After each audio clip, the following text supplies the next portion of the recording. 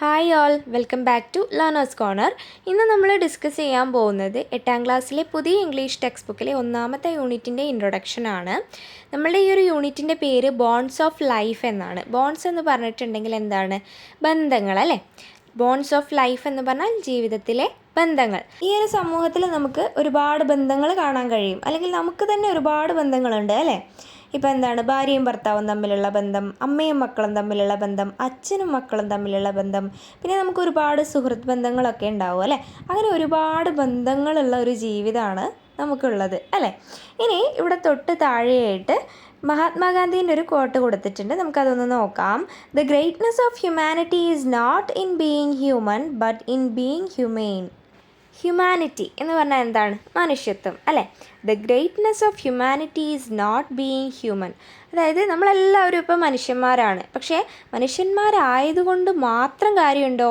നമ്മളുടെ ആ ഒരു മനുഷ്യത്വത്തിൻ്റെ മഹത്വം എന്ന് പറയുന്നത്, ഗ്രേറ്റ്നെസ് എന്ന് പറയുന്നത് ഹ്യൂമെയിൻ ആയിരിക്കുക എന്നുള്ളതാണ്. അതായത് കാരുണ്യം, അല്ലെങ്കിൽ എന്താണ്, സഹജീവികളോടുള്ള അനുകമ്പ, സിമ്പതി, ഇതൊക്കെ ഉണ്ടായിരിക്കുക എന്നുള്ളതാണ് ഒരു മനുഷ്യൻ്റെ മനുഷ്യത്വത്തിൻ്റെ മഹത്വം എന്ന് പറയുന്നത്. ഓക്കെ, മനുഷ്യനായി ജനിച്ചത് കൊണ്ട് മാത്രം ഒരുവൻ പൂർണ്ണനാകുന്നില്ല. ഒരു മനുഷ്യൻ എന്തുണ്ടായിരിക്കണം? ഹ്യൂമെയിൻ ക്യാരക്ടേഴ്സ് ഉണ്ടായിരിക്കണം. അതായത് മനുഷ്യൻ്റെ ഗുണഗണങ്ങൾ ഉണ്ടായിരിക്കണം. ദയ, കാരുണ്യം, സഹജീവികളോടുള്ള അനുകമ്പ തുടങ്ങിയ കാര്യങ്ങളൊക്കെ ഉണ്ടാവുന്ന സമയത്താണ് ഹ്യൂമാനിറ്റി, മനുഷ്യത്വം, അതിൻ്റെ ആ ഒരു മഹത്വം തെളിഞ്ഞു നിൽക്കുന്നത്. ഓക്കെ, അപ്പോൾ ഈ ഒരു യൂണിറ്റിലെ ഫസ്റ്റ് ലെസൺ ആയിട്ടുള്ള A long walk with granny എന്ന് പറയുന്ന സ്റ്റോറിയുടെ കംപ്ലീറ്റ് മലയാളം എക്സ്പ്ലനേഷൻ അടങ്ങുന്ന വീഡിയോ നമ്മുടെ ചാനലിൽ ഓൾറെഡി അപ്ലോഡ് ചെയ്തിട്ടുണ്ട്. അതിൻ്റെ ലിങ്ക് ഞാൻ ഡിസ്ക്രിപ്ഷനിൽ കൊടുത്തേക്കാം, നിങ്ങൾക്ക് കയറി കാണാവുന്നതാണ് കേട്ടോ.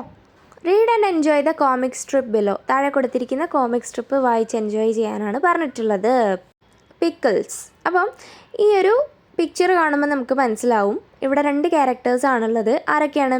ഒരു അപ്പൂപ്പനും ഒരു പേരക്കുട്ടിയാണ്, അല്ലെ? ഒരു മുത്തശ്ശനും ഒരു പേരക്കുട്ടിയുമാണ് ഉള്ളത്. അവരെവിടെയാണ് നിൽക്കുന്നത്? പാർക്കിലാണുള്ളത് അല്ലേ? കുട്ടി പാർക്കിൽ ഇങ്ങനെ കളിച്ചുകൊണ്ടിരിക്കുകയാണ്, ഊഞ്ഞാലാടുന്നുണ്ട്, അപ്പൂപ്പന് ഊഞ്ഞാലാടാൻ കൂടുന്നുണ്ട് അല്ലേ? അപ്പോൾ ഇനി നമുക്ക് ഈ കോമിക് സ്ട്രിപ്പ് വായിച്ചു നോക്കാം.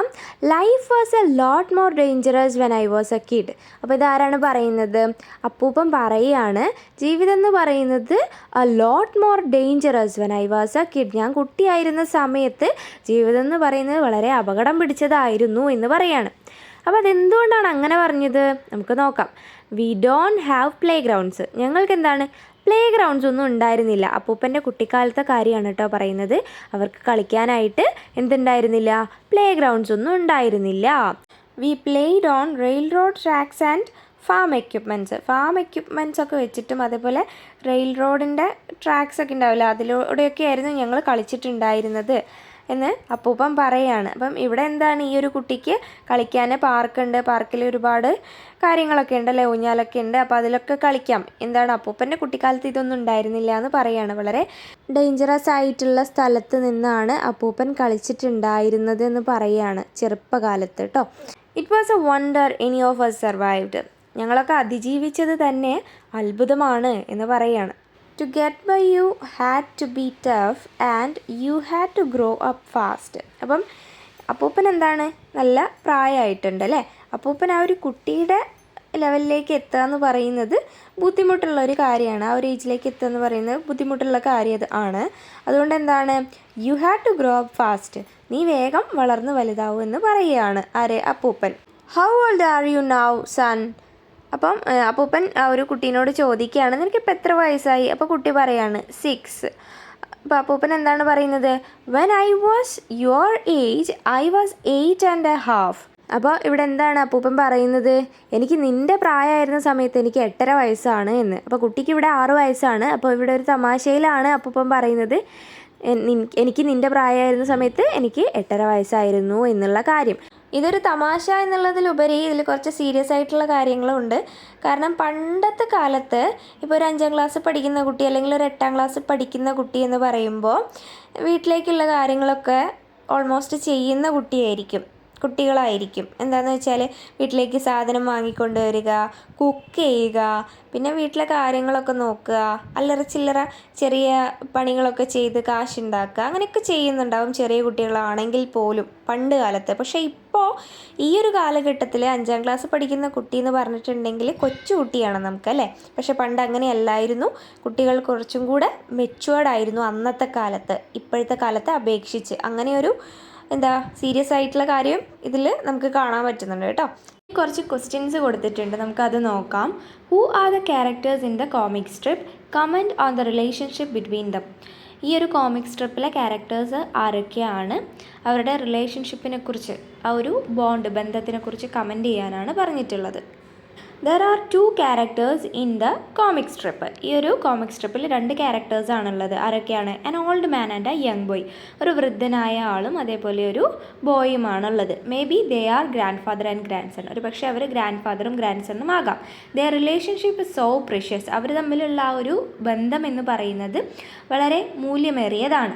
There comic interactions and grandfather's nostalgic story telling say the same. അപ്പോൾ എന്താണ് ഗ്രാൻഡ് ഫാദറിൻ്റെ ആ ഒരു സ്റ്റോറി ടെല്ലിംഗ്, അദ്ദേഹത്തിൻ്റെ പണ്ടുണ്ടായിരുന്ന ആ ഗൃഹാതുരത്വം ഉണർത്തുന്ന സ്റ്റോറി ടെല്ലിങ്ങും അതേപോലെ അവരുടെ കോമിക്കായിട്ടുള്ള ആ ഒരു ഇൻട്രാക്ഷൻസും ഒക്കെ പറയുന്നത് ഈ സെയിം കാര്യം തന്നെയാണ്. അവർ തമ്മിലുള്ള ആ ഒരു ബന്ധത്തിൻ്റെ ആഴമാണ്. നെക്സ്റ്റ് ക്വസ്റ്റ്യൻ നോക്കാം. Where does the action take place? എവിടെയാണ് ഈ ഒരു സംഭവം നടക്കുന്നത്? അത് നമുക്ക് ആ ഒരു പിക്ചറിൽ നിന്ന് തന്നെ കിട്ടുന്നുണ്ട് അല്ലേ. എവിടെയാണ്? ഒരു പാർക്കാണ്, അല്ലെങ്കിൽ ഒരു പ്ലേ ഗ്രൗണ്ടാണ്. Okay, the action takes place at a park or playground. Third question നോക്കാം. What do you understand from their conversation? അവരുടെ സംഭാഷണത്തിൽ നിന്ന് നിങ്ങൾക്ക് എന്താണ് മനസ്സിലായത് എന്നാണ് ചോദ്യം. എന്തൊക്കെയാണ്? The experience in grandfather's generation during their childhood is entirely different from our childhood.